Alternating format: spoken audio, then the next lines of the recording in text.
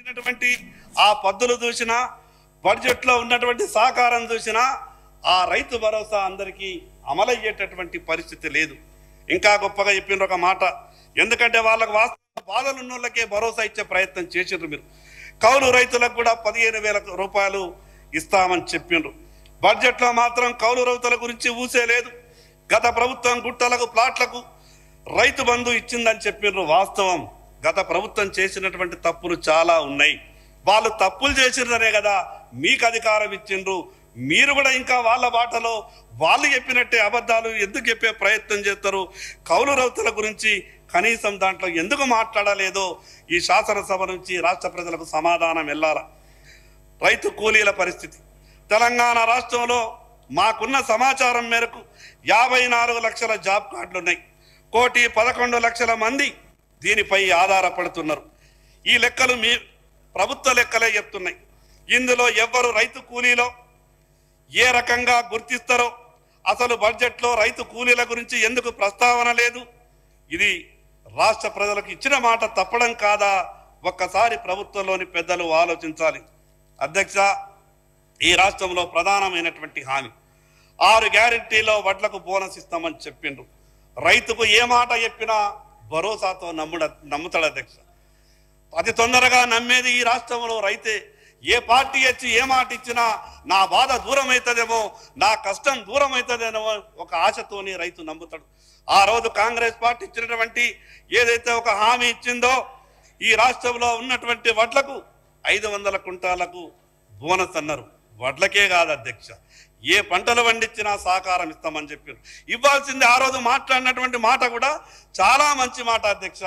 ఈ గౌరవ ముఖ్యమంత్రి గారు ఇచ్చినటువంటి మాట తప్పు కాదు, అది ఆ హామీ తప్పుడు హామీ కాదు. దాన్ని అమలు చేస్తేనే ఈ మాటలు విన్న తర్వాత రైతులంతా ఏమనుకున్నారు అంటే, దేవుడే భూమి మీదకి దిగొచ్చిండేమో, మా బాధలన్నీ కూడా తొలగిపోతాయేమో అని గొప్ప ఆలోచనతో కాంగ్రెస్ పార్టీకి రాష్ట్ర రైతులంతా కూడా మద్దతు ఇచ్చారు. కానీ ఇప్పుడు ఏమంటారు అధ్యక్ష, మేము ఇస్తామన్నది అన్నిటికి కాదు, సన్నం వడ్లు మాత్రమే ఇస్తామని చెప్తారు. మరి ఆ రోజు ఓట్ల కొరకు సన్నం వడ్లు వండించేటోళ్ళే మాకు ఓట్లు వేయాలా, దొడ్డు వడ్డించేటోళ్ళు మాత్రం మాకు ఓట్లు వేయద్దని ఒక మాట అంటే సరిపోతుండే కదా. ఆ రోజు ఏమంటారు, రాష్ట్రంలో పండే వడ్లన్నిటికీ మేము 500 రూపాయల బోనస్ అన్నారు. మరి అటువంటిప్పుడు మేము అర్థం చేసుకోగలుగుతాం. ఈ రాష్ట్ర ఆర్థిక పరిస్థితి బాగలేకపోవచ్చు, మీకు ఇవ్వాలన్న ఆలోచన ఉన్నా కూడా ఆర్థిక పరిస్థితి మీకు మద్దతు ఇవ్వకపోవచ్చు. దానికి ఇంకేదన్నా ఆలోచన ఉంటే, దానికి ఏదన్నా మార్గం ఉంటే ఈ సభ ద్వారా ఆలోచిస్తే, అన్నా నేను ఎవరిని కూడా ఏమంటలేనన్నా, మీరు చెప్పిన గొప్ప అన్నా, మీరు మాట్లాడిన మంచి మాటలు కూడా చెప్తున్నా కదన్నా. స్పీకర్ సార్ నేను ఎవరిని ఏమంటలేను, మీరు మాట్లాడిన మంచి మాటలు చెప్తున్నా, మీ ముఖ్యమంత్రి గారి గురించి గొప్పగా చెప్తే గొప్పగా చెప్తున్నా.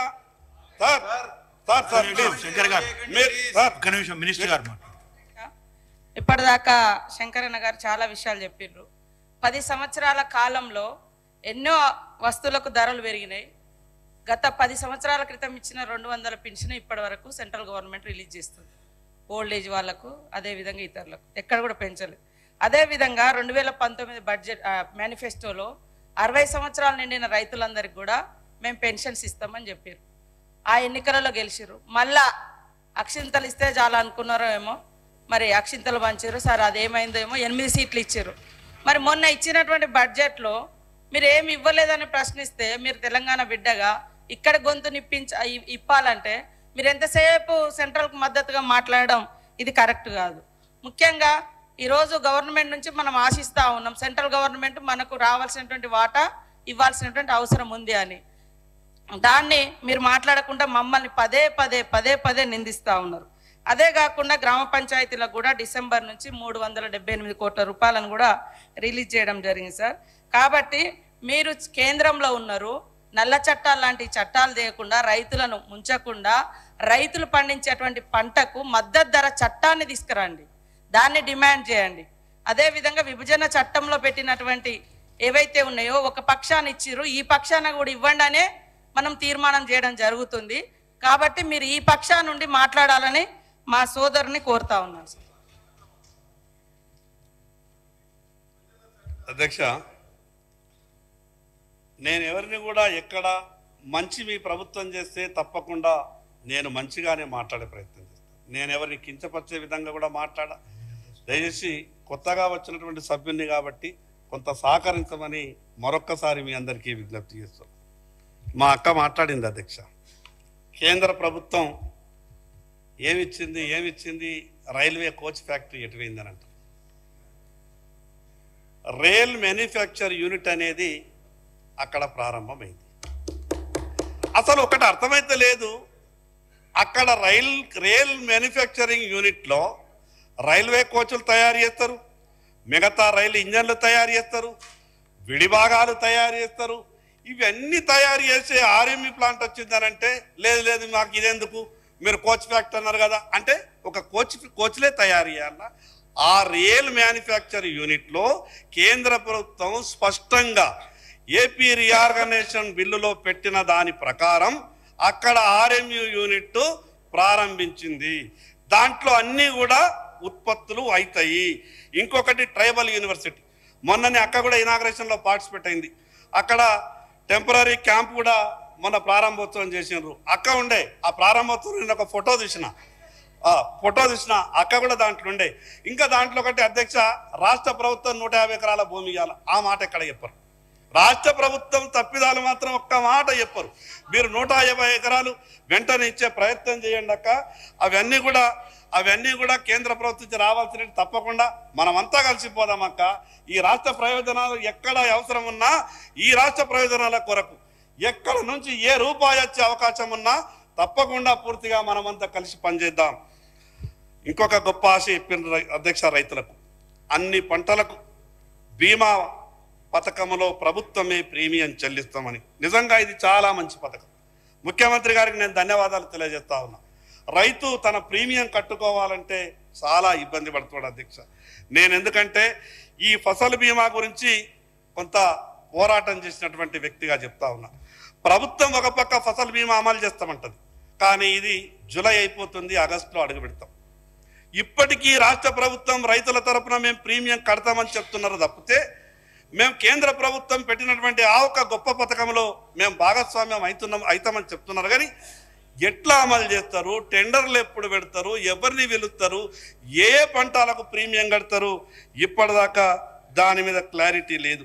అదేవిధంగా అధ్యక్ష, ఉపాధి హామీ గురించి దయచేసి దీని మీద చాలా సీరియస్గా సభ్యులంతా కూడా ఆలోచించాల.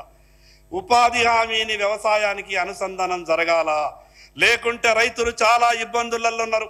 రైతు కూలీలు దొరుకుతలేరు, చాలా ఇబ్బందులలో ఉన్నారు. రైతుల బాధలు వర్ణనాతీతం ఉన్నది. కాబట్టి శాసనసభ వేదిక ద్వారా దీని మీద ఒక చర్చ జరగాల. ఉపాధి హామీని వ్యవసాయానికి అనుసంధానం చేసే ప్రయత్నం చెయ్యాల అధ్యక్ష. దానిలో నేను ఒక చిన్న విషయం, మొన్న జరిగినటువంటి ఒక మీటింగ్లో కేంద్ర ప్రభుత్వం స్పష్టంగా చెప్పింది, ఆయా రాష్ట్ర ప్రభుత్వాలకు పూర్తి స్వేచ్ఛనిస్తాం, మీరు ఏ రకంగా డిజైన్ చేయగలుగుతారో, రాష్ట్ర ప్రభుత్వం ఏ రకంగా ప్లాన్ చేసుకుంటుందో దానికి రాష్ట్ర ప్రభుత్వాలకు స్వేచ్ఛనిస్తామని కేంద్ర ప్రభుత్వం మొన్న చెప్పింది. మీరు దానికి సిద్ధంగా ఉంటే ఆ యొక్క పథకానికి రైతులకు మంచి జరిగే అవకాశం ఉన్నది. అదేవిధంగా అధ్యక్ష, ఫసల్ బీమాలో చెప్పినటువంటి ఆ విషయం వెంటనే ప్రభుత్వం అమలు చేస్తే బాగుంటుంది. ఇప్పటికే దాంట్లో వాతావరణ ఆధారితం వల్ల అతివృష్టిని లెక్కిస్తారు, అనావృష్టిని లెక్కిస్తారు, తేమ శాతాన్ని లెక్కిస్తారు. ఇవన్నీ లెక్కలేస్తేనే ఫసల్ బీమాలో పరిహారం వస్తుంది. మరి ఇప్పటికే 2 నెలలు గడిచిపోయింది, 3వ నెల మొదలైంది. గతంలో ఉన్నటువంటి ఒక సీజన్ పోయింది, ఈ సీజన్ కూడా పోయింది. అంటే మీకు ఇచ్చినటువంటి అధికారంలో 1 సంవత్సరం రైతులకు చేసే లాభాన్ని మీరు కోల్పోయిండ్రు. ఇకనైనా సరే ఇమీడియట్గా మీరు ఒక స్పెషల్ మీటింగ్ ఏర్పాటు చేసి ఏ రకంగా టెండర్లు పెడతారు, ఏ పంటలకు అమలు చేస్తారు, మీరు ఈ విధి విధానాన్ని వెంటనే ఖరారు చేస్తే రైతులకు కొంత న్యాయం చేసిన వాళ్ళు అవుతారు.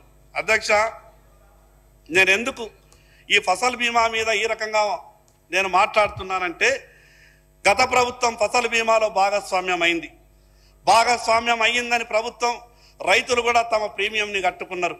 రైతు తన ప్రీమియంని కట్టుకున్నాడు, కేంద్ర ప్రభుత్వం తన ప్రీమియంని విడుదల చేసింది.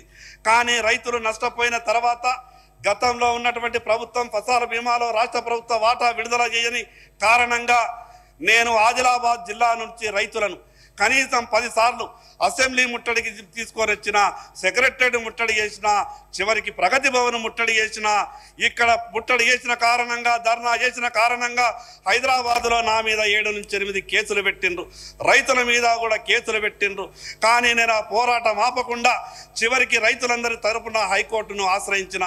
గౌరవ హైకోర్టు ఆ రోజు రాష్ట్ర ప్రభుత్వానికి ఆదేశం ఇచ్చింది. వెంటనే రాష్ట్ర ప్రభుత్వ వాటా చెల్లించాలనంటే 25 నుంచి 30 మంది రైతులు చనిపోయిన తర్వాత ఆ రోజు ఉన్నటువంటి ప్రభుత్వం రాష్ట్ర వాటా చెల్లించింది.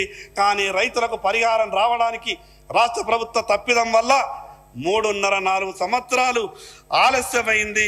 ఆ రకంగా కావద్దని ఈ ప్రభుత్వానికి విజ్ఞప్తి చేస్తా ఉన్నా. అధ్యక్ష, ఇంకొక గొప్పగా వడ్డీ లేని పంట రుణాలు ఇస్తామన్నారు. నిజంగా ఇవ్వాలి అధ్యక్ష. రైతుల బాధలంతా ఇంత కావు. ఇచ్చినటువంటి మాటని, చెప్పేటటువంటి ప్రతి ఒక్క హామీని అమలు చేసేటటువంటి ప్రయత్నం చేయాలి. అది కూడా 3 లక్షల రూపాయల దాకా ఇస్తామని చెప్పారు. మరి 3 లక్షల రూపాయల వరకు ఇస్తే ఈ రాష్ట్రంలో 77 లక్షల మంది రైతులు అప్పులు తీసుకున్నారు. మరి ఈ 77 లక్షల మంది తీసుకున్నటువంటి ఈ అప్పులకు వడ్డీ లేనటువంటి రుణాలు ప్రభుత్వం ఇవ్వాలా, దానికి మద్దతు ఇవ్వాలంటే 5,000 కోట్ల రూపాయలు కావాలి. మరి ఒక్క రూపాయి కూడా పెట్టలేదు అధ్యక్ష. ఏడికెళ్ళి ఇస్తారు అవి? కనీసం ఒక మాటని మనం అమలు చేయాలంటే బడ్జెట్లో ఏదైనా ప్రొవిజన్ పెట్టుకోవాలి కదా.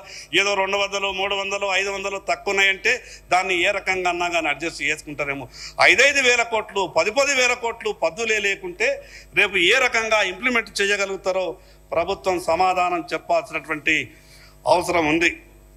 అధ్యక్ష, ఇక బోనస్ మీద కూడా, క్వింటాలకు 500 బోనస్ మీద కూడా ఏమాత్రం వాళ్ళు పెట్టుకున్నటువంటి ప్రొవిజన్ చూస్తే ఎక్కడా కూడా సరిపోదు.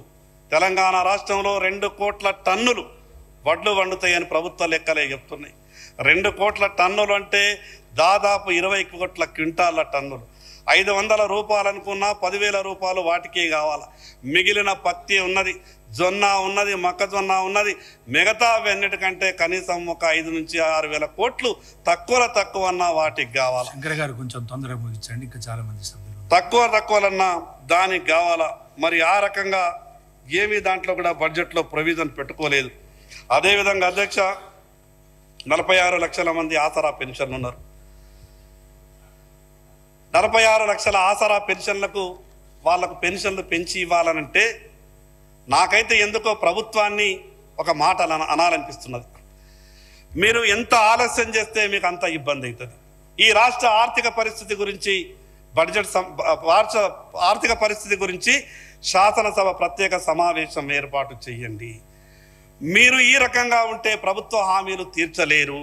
అది సాధ్యమయ్యేటటువంటి పని కాదు. 95-96 సంవత్సరంలో ఆ రోజు ఆంధ్రప్రదేశ్ రాష్ట్రంగా ఉన్నప్పుడు ఇదే శాసనసభలో జరిగినటువంటి చర్చని నేను టీవీలో విన్నా. ఆ రోజు కూడా నెల జీతాలు ఇచ్చేటటువంటి పరిస్థితి లేకుండా ఈరోజు ఈ రాష్ట్ర ఆర్థిక పరిస్థితి ఇంత ఘోరంగా ఉన్న తర్వాత ఈ హామీలన్నీ అమలు సాధ్యం కావు. అధ్యక్ష, నేను అందుకే ప్రభుత్వానికి సవినయంగా మనవి చేస్తా ఉన్నా. రాజకీయ కోణంలో, ఎన్నికల వాతావరణంలో, ఆవేశంలో హామీలు ఇచ్చిండొచ్చు. కానీ ఈ ఆర్థిక పరిస్థితి చూస్తే, రాష్ట్రంలో ఉన్నటువంటి ఈ రాబడి చూస్తే, మీరు ఇచ్చినటువంటి హామీలు అమలు చేయాలంటే సంవత్సరానికి 9 లక్షల కోట్ల రూపాయల బడ్జెట్ ఉంటే తప్ప సాధ్యమయ్యేటటువంటి పరిస్థితి లేదు. అధ్యక్ష, సంవత్సరానికి 9 లక్షల కోట్లు కావాలి. అధ్యక్ష, నిరుద్యోగులు గత ప్రభుత్వ తప్పిదాలని పదే కాంగ్రెస్ పార్టీ ఎత్తి చూపినప్పుడు నిరుద్యోగులంతా కూడా కాంగ్రెస్ పార్టీకి ఆకర్షితులయ్యిండ్రు. అధికారంలోకి వచ్చిన వెంటనే మెగా డిఎస్సిని ప్రకటిస్తూ ఖాళీగా ఉన్న ఉపాధ్యాయ పోస్టులను 6 నెలల్లో భర్తీ చేస్తామన్నారు. 8 నెలలైంది అధ్యక్ష. ఇంకొక విషయం చెప్పదలుచుకున్నా. మీరిచ్చేటటువంటి ప్రభుత్వ ఉద్యోగాల సంగతి దేవుడెరుగు. రాజకీయ ప్రసంగం కొరకు మాట్లాడి కానీ ఆ విషయం లాభం లేదనిపిస్తున్నది. జిల్లాలలో చదువుకున్నటువంటి యువత ఉపాధి లేక, ఉద్యోగ అవకాశాలు లేక, ఆ జిల్లాలో వాళ్ళు బతకడానికి ఏ రకమైనటువంటి ప్రణాళిక చేస్తారో, ఏ రకంగా భరోసా ఇస్తారో ప్రభుత్వం నుంచి సమాధానం రావాలా. ఇక మిగతా మేనిఫెస్టో అంతా చెప్తే ఇంకొక గంట పట్టేటట్టున్నది. ఇక మేనిఫెస్టో అంతా చెప్పేదానికన్నా నేను కొన్ని విషయాలే చెప్పే ప్రయత్నం చేస్తా. అధ్యక్ష, గతంలో ఉమ్మడి ఆంధ్రప్రదేశ్ రాష్ట్రం ఉన్నప్పుడు ఎస్సీలకు ఎస్సీ కార్పొరేషన్ ద్వారా ఆయా జిల్లాలో వేలాది మందికి మార్జిన్ మనీ సబ్సిడీలతో రుణాలు దొరికే అవకాశం ఉంటుండే. బీసీ కార్పొరేషన్ ద్వారా ఎవరైనా నిరుద్యోగి ఉపాధి అవకాశం కొరకు చదువుకున్నటువంటి వాళ్ళు దరఖాస్తు పెడితే సబ్సిడీ మార్జిన్ మనీ దొరుకుతుండే. అదేవిధంగా గిరిజనులకు ఐటీడీఏ ద్వారా సబ్సిడీ మార్జిన్ మనీ వస్తుండే. ఏం పాపం చేసుకున్నామో ఏమో తెలియదు. గత 10 సంవత్సరాలుగా తెలంగాణ రాష్ట్రంలో బీసీ కార్పొరేషన్లో చిల్లి గవ్వలేదు, ఎస్సీ కార్పొరేషన్లో ఏమీ లేదు, ఐటీడీఏకు డబ్బులు వస్తలేవు.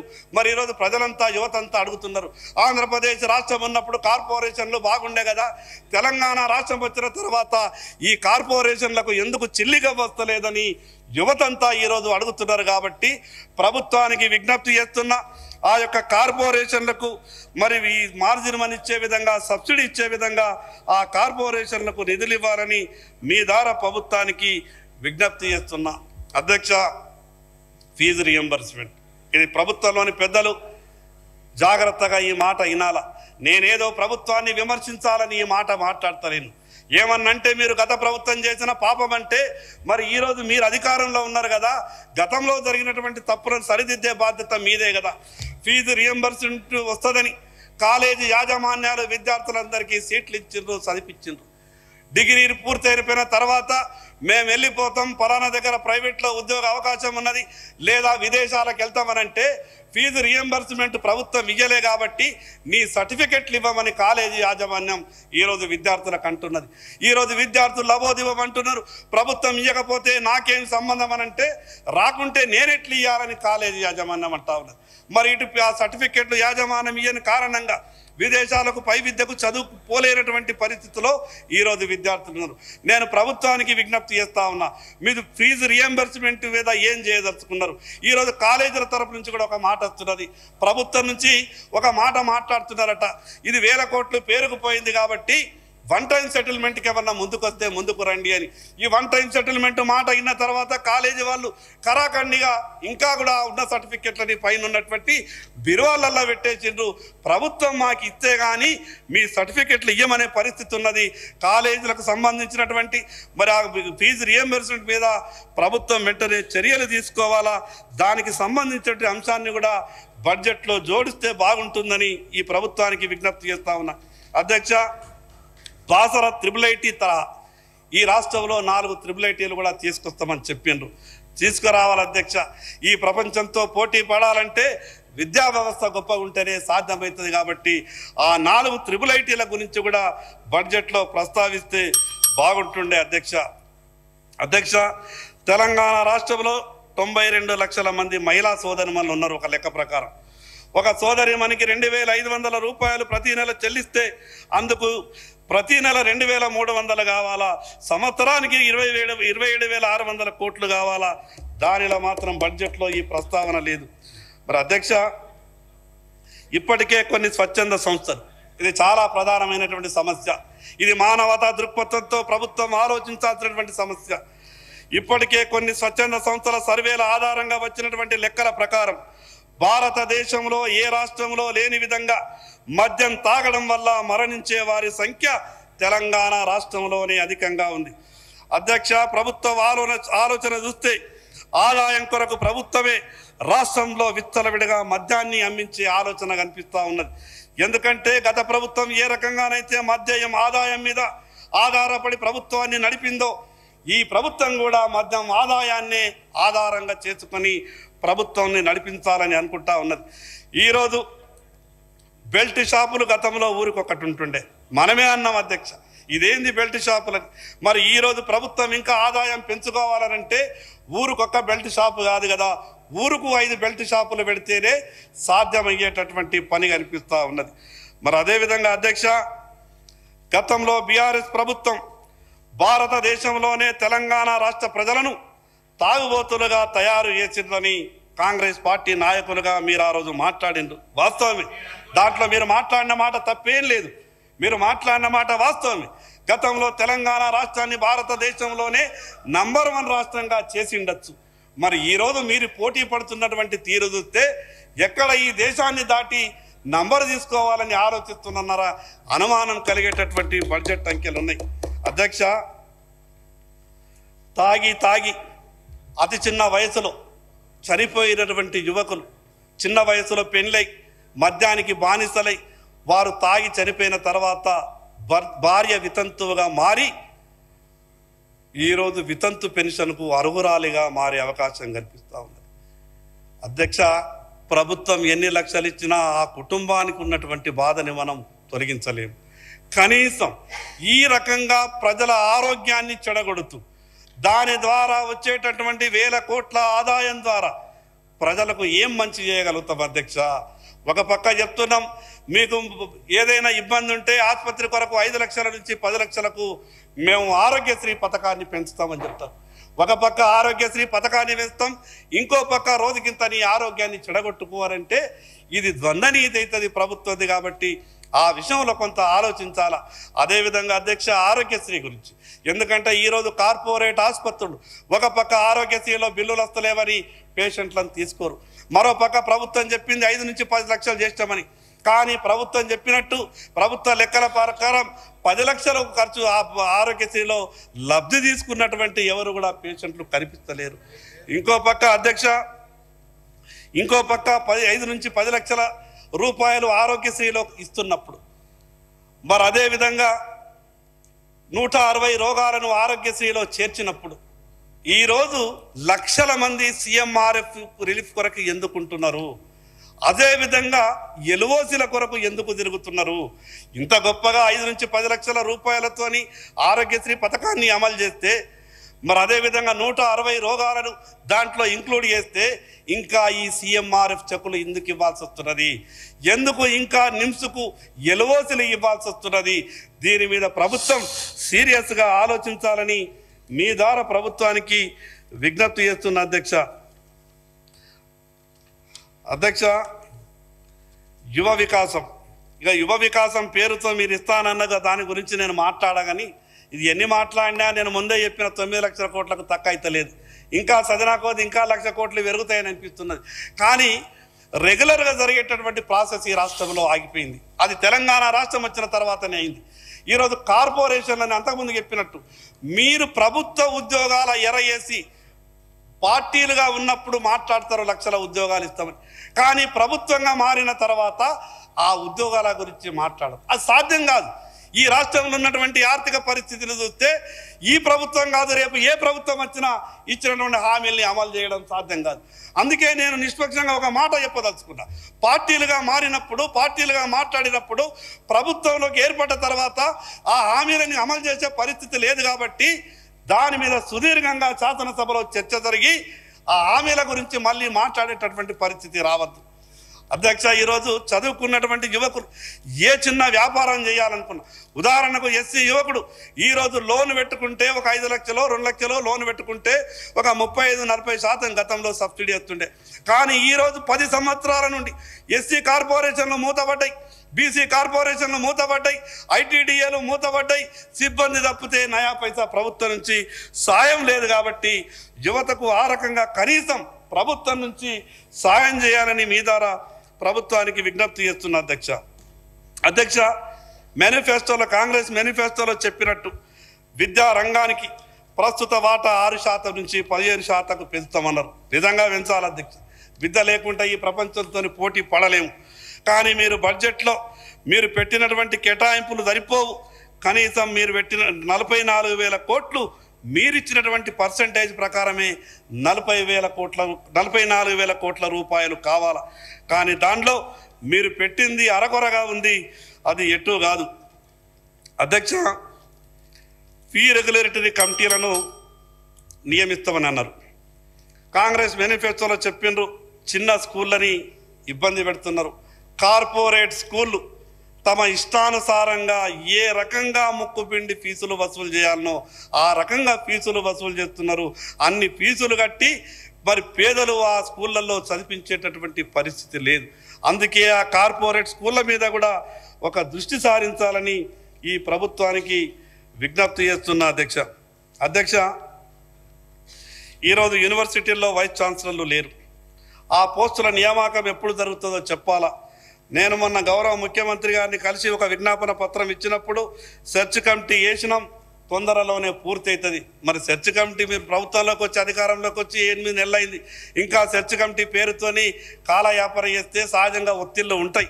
కానీ ఆ ఒత్తిళ్ళన్నింటినీ అధిగమించి మీరు వెంటనే ఆ నియామకాలు చేపట్టాలని మీ ద్వారా ప్రభుత్వానికి విజ్ఞప్తి చేస్తున్న అధ్యక్ష ప్రభుత్వం కొంచెం దృష్టి పెట్టాలా. పదే కేంద్రం గురించి మాట్లాడేటప్పుడు ఈ రాష్ట్రంలో జరిగేటటువంటి అభివృద్ధి మీద కూడా అప్పుడప్పుడు కొంత కేంద్ర ప్రభుత్వ పథకాల మీద కేంద్ర ప్రభుత్వం ఇస్తున్నటువంటి ఆ నిధుల మీద కూడా దృష్టి పెట్టి చర్చ చేయాలి. నా వెనుకబడినటువంటి ఆదిలాబాద్ జిల్లా కేంద్రం 150 కోట్లతో ప్రధానమంత్రి స్వస్థ సురక్ష యోజన PMSSY 2014-15లో స్వయాన నేను ప్రధానమంత్రి గారి దగ్గరికి వెళ్ళి ఆసుపత్రిని మంజూరు తీసుకొని వచ్చిన. ఆ రోజు ప్రారంభమైనటువంటి సూపర్ స్పెషాలిటీ ఆసుపత్రి 130 కోట్లు కేంద్ర ప్రభుత్వ వాటా, రాష్ట్ర ప్రభుత్వ వాటా 20 కోట్ల రూపాయలు. ఆ రోజు ఉన్నటువంటి ప్రభుత్వం 20 కోట్లు విడుదల చేయడానికి కనీసం 4-5 సంవత్సరాలు ఆలస్యం చేసింది. దాని కారణంగా 130 కోట్లు కేంద్ర ప్రభుత్వం ఇచ్చిన రాష్ట్ర ప్రభుత్వం వాటా విడుదల చేయని కారణంగా వెనుకబడ్డటువంటి ఆదిలాబాద్ జిల్లాలో నిర్మితమయ్యేటటువంటి సూపర్ స్పెషాలిటీ ఆసుపత్రికి రాష్ట్ర ప్రభుత్వం ఇప్పటిదాకా డాక్టర్లను నియమిస్తలేదు. మరి ఎట్లయితుంది అధ్యక్ష? 150 కోట్లు కేంద్రం ఇచ్చింది, కనీసం రాష్ట్ర ప్రభుత్వం డాక్టర్లను ఇవ్వకుంటే అక్కడ ఉన్నటువంటి ప్రజలకు ఏ రకంగా ట్రీట్మెంట్ దొరుకుతుంది, ఏ రకంగా మంచి జరుగుతుంది? 150 కోట్లు ఇచ్చా కేంద్రం, మరి ఇక్కడికి వెళ్ళి మీరు డాక్టర్లను ఇవ్వకుంటే ఏ రకంగా జిల్లా ప్రజలకు మంచి జరుగుతుంది? అందుకే మీ ద్వారా ప్రభుత్వానికి విజ్ఞప్తి చేస్తున్న ఆదిలాబాద్ సూపర్ స్పెషాలిటీ ఆసుపత్రిలో అక్కడ ఎంత గొప్ప అవకాశాలు ఉన్నాయంటే అధ్యక్ష, పేదల కొరకు యశోద కిమ్స్లో ఎక్కడా కూడా అటువంటి పరికరాలు లేవు. దేశ విదేశాల నుంచి పరికరాలు వచ్చినాయి. పేదలకు అంత గొప్ప కార్పొరేట్ బిల్డింగ్ కన్నా గొప్పగా ఉన్నది. అక్కడ ఒక్కసారి గౌరవ మంత్రివర్యులు శ్రీధర్ బాబు గారికి నేను విజ్ఞప్తి చేస్తా ఉన్నా, మా జిల్లా గురించి కొంచెం ప్రేమ ఉంటుంది. సీతక్క పాపం బాగా కష్టపడుతున్నది, కానీ ఈ ఆర్థిక పరిస్థితి బాగాలేనందుకో ఏమో అక్క కూడా కొంచెం ఎక్కువ మాట్లాడే ప్రయత్నం చేస్తలేదు. పేదల బాధ తెలిసినటువంటి అక్క, ఆదిలాబాద్ జిల్లా ప్రజలు మీరు ఇన్ఛార్జ్ మంత్రిగా వచ్చిన తర్వాత ఈ జిల్లా బాధలన్నీ తొలగిపోతాయని కొంత అనుకున్నారు. మీరు స్వయాన చూస్తున్నారు, ఏ గిరిజనులైతే రోగాన బారిన పడి వందల వేల మంది చనిపోయినరో, సోనియా గాంధీ గారే గతంలో ఆంధ్రప్రదేశ్ రాష్ట్రం ఉన్నప్పుడు ఆదిలాబాద్ జిల్లా పర్యటనకు వచ్చి అక్కడి విషయాలంతా కూడా స్టడీ చేసిండ్రు. కావాలంటే మీరు తయారు చేసుకున్నటువంటి పుస్తకం ఒక్కడి నా దగ్గర ఉన్నది, దాన్ని మీకు ఇచ్చే ప్రయత్నం చేస్తారు. వెంటనే ఈ శాసనసభ సమావేశాలు ముగిసే లోపు మీరు ముఖ్యమంత్రి గారితో మాట్లాడతారా, హెల్త్ మినిస్టర్ గారితో మాట్లాడతారా, ఈ అక్కడ ఉన్నటువంటి ఆ డాక్టర్లను నియమించాలని మీ ద్వారా ప్రభుత్వానికి విజ్ఞప్తి చేస్తున్నాను అధ్యక్ష. శంకర్ గారు, అధ్యక్ష అయిపోయింది. ఆల్మోస్ట్ 50 మినిట్స్ దాటింది.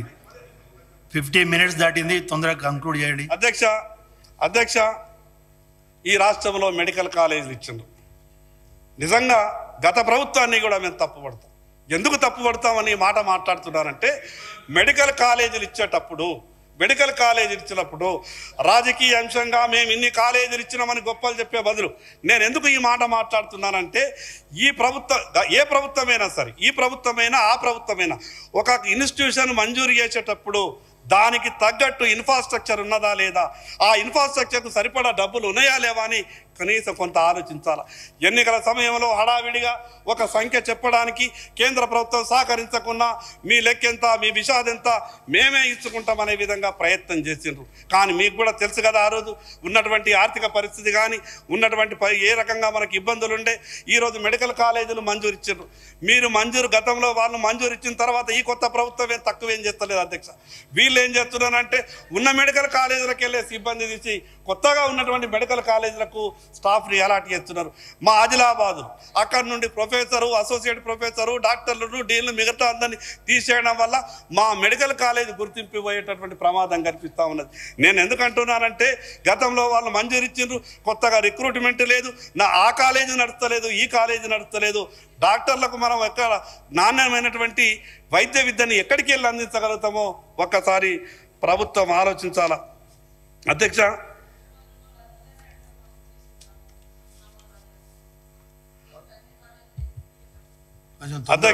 తొందరగా ముగించండి శంకర్ గారు ప్లీజ్. రాష్ట్రంలో సర్పంచ్లు, ఎంపీటీసీలు, జడ్పీటీసీల పదవి కాలం ముగిసింది. ఎందుకంటే ఇది ఈ బడ్జెట్కు సంబంధించినటువంటి రిలేటెడ్ మాట. ఇది రాజకీయాలు ఎట్లున్నా ఏమన్నా ఎన్నికలైతేనే కేంద్రం నుంచి నిధులు వస్తాయి. అది అందరికీ జగమెరిగినటువంటి సత్యం. కేంద్రం పెట్టినటువంటి అక్కడ ఉన్నటువంటి నియమ నిబంధనలు మనందరికీ తెలుసు.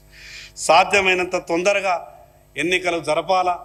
మరి అదేవిధంగా ఆ ఎన్నికలు జరిగే వరకు ప్రభుత్వం నుంచి నిధులు మరి స్పెషల్ ఆఫీసర్లను పెట్టింది కదా, ఆ నిధులు తొందరగా ఇచ్చే ప్రయత్నం చేయాలని మీ ద్వారా ప్రభుత్వానికి విజ్ఞప్తి చేస్తున్నా అధ్యక్ష. ఈ సమాజంలో బీసీలను గత ప్రభుత్వం కానీ ఈ ప్రభుత్వం కానీ బీసీలను ఏ రకంగా మోసం చేసిందంటే, మోసం చేయడానికి బీసీలే దొరుకుతారా అని మాకు అనుమానం వస్తూ ఉన్నది. ఆ రోజు కాంగ్రెస్ పార్టీ కూడా కామారెడ్డిలో బీసీ డిక్లరేషన్ చేసినప్పుడు బీసీలకు న్యాయం చేస్తాం, గత టీఆర్ఎస్ పార్టీ బీసీలను ఎంబీసీలను మోసం చేసింది కదా, మేము అధికారంలోకి వచ్చంటే న్యాయం చేస్తామన్నారు. బీసీలు కూడా కాంగ్రెస్ పార్టీని నమ్మినారు అధ్యక్ష. ఎంబీసీలకు ప్రత్యేకంగా ఒక మినిస్ట్రీ ఏర్పాటు చేస్తామని చెప్పిండ్రు. గతంలో ఎంబీసీలకు కార్పొరేషన్ ఏర్పాటు చేసి గొప్పగా ఆదుకుంటామని గత ప్రభుత్వం చెప్పింది. ఈ ప్రభుత్వం ఏం చెప్పింది, వాళ్ళు కార్పొరేషన్ అన్నారు కదా, మేమైతే ఏకంగా ఎంబీసీలకు ఒక మంత్రిత్వ శాఖని ఏర్పాటు చేస్తామన్నారు. కానీ దాని మీద చర్యలు లేవు. కాబట్టి ఆ రకంగా ప్రభుత్వం ఆలోచించాలని మీ ద్వారా విజ్ఞప్తి చేస్తా ఉన్నాం అధ్యక్ష.